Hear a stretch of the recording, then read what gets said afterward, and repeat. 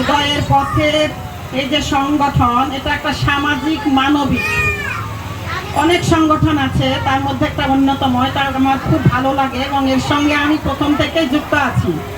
এরা মানুষের সেবা করে, মানুষের চেয়ে বড় কিছু নাই, কিন্তু মানুষের সেবার মধ্য দিয়ে আমরা আল্লাহকে বলো, ঈশ্বরকে বলো, ভগবানকে বলো, সকলকেই পেয়ে থাকি। এই যে রক্তদান শিবির, এদের ফ্রি ট্রিটমেন্ট করা হয়, চিকিৎসা করা হয়।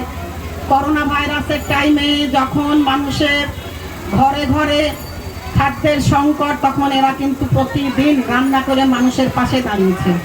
এবং যে কোনো মুহূর্তে কোনো অসুস্থতার খবর পেলে এই সংগঠনের যারা সহকর্মী আছে, মেম্বার আছে, তারা কিন্তু মানুষের পাশে সব সময় সাহায্য সহযোগিতার হাত বাড়িয়ে দেয়। তাই উদয়ের পথের সংগঠনের সকলকে আমার আন্তরিক অভিনন্দন, শ্রদ্ধা, ভালোবাসা।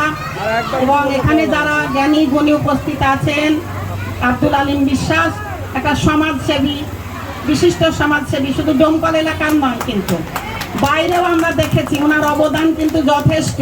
মানুষের টাকা থাকলে হয় না, মনটা বড় কথা। আমাদের বিটি হাই স্কুলের প্রধান শিক্ষক আছেন, বিল্লাল সাহেব আছেন, অবসরপ্রাপ্ত প্রধান শিক্ষক, সকলকে আমার আন্তরিক অভিনন্দন, শুভেচ্ছা, ভালোবাসা। আমরা ৭৮তম স্বাধীনতা দিবস পেয়েছি, কিন্তু আমরা নারীরা কতটা স্বাধীন হয়েছি, আমরা কতটা নির্যাতনের শিকার, আমরা কতটা সুস্থ আছি, আমাদের পাশে কোন সমাজসেবী সংগঠন আছে